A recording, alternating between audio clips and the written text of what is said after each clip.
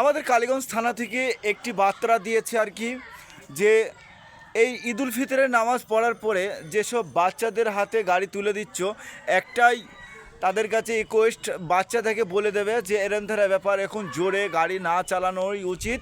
তা কথা হচ্ছে কি, ধীরে সুস্থে রিডটা যেন উপভোগ করুক, সেটাই কালীগঞ্জ থানা থেকে বার্তাটা দিয়েছে।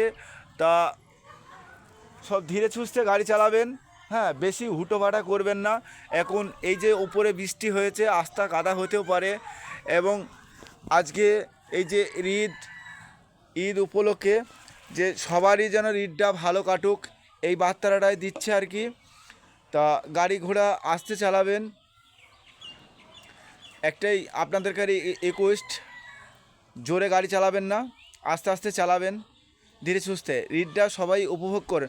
এমন কোনো কাজ করো না যে মায়ের চোখ থেকে পানি পড়ুক, কিংবা বাবার চোখ থেকে, কিংবা গ্রামের আত্মীয় স্বজনের চোখ থেকে যাতে পানি পড়ুক, সেরম ধারা করবেন না, আস্তে সুস্থে গাড়ি চালাবেন। এই বার্তাটা আমি তুলে ধরলাম। বাইক যাদের আছে ধীরে সুস্থে চালাবেন, আস্তে আস্তে চালাবেন। আশা করি ভিডিওটা বেশি বেশি শেয়ার করবেন, শেয়ার করে মানুষকে দেখার সুযোগ করে দেবেন। ধীরে সুস্থে গাড়ি চালাবেন, হুটোপাটা করবেন না। আপনাদের কাছে হয়তো আরটিআর, বুলেট, অ্যাপাচি এসব থাকতে পারে, কিন্তু কথা হচ্ছে কি, এমন সুস্থ মিজাবে চালাবেন গাড়িটা যাতে মানুষের না ক্ষতি হয়, কিংবা আপনারও না ক্ষতি হয়।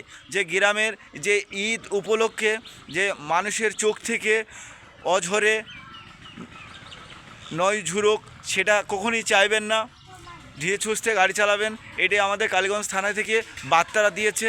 এই বার্তাটা মাথায় অনুযায়ী একদম ধীরে সুস্থে গাড়ি চালাবেন, সুস্থ থাকবেন।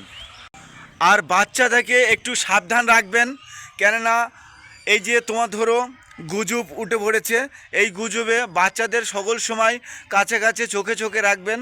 কেননা এই যে তোমার ধরো বার্তাটা উঠেছে যে এরম ধরা ব্যাপার, ছেলে ধরা মা, একটা মানে মানুষ থেকে মাথায় থেকে যাচ্ছে না আর কি। হ্যাঁ, বাচ্চাদেরকে সকল সময় সাবধান রাখবেন, সাবধান রাখবেন, আপনাদের নিজের বাচ্চাকে চোখে চোখে রাখবেন। কেননা এই যে হিটি খাচ্ছে, এই হিটিকেই ঈদুল ফিতরের নামাজ পড়ে মানুষের যে একটা মানে খুশি, সেই অনুভবটাই যারা নষ্ট না হয়, বাচ্চাদেরকে সকল সময় চোখে চোখে রাখবেন। এই বার্তাটাই তুলে ধরলাম।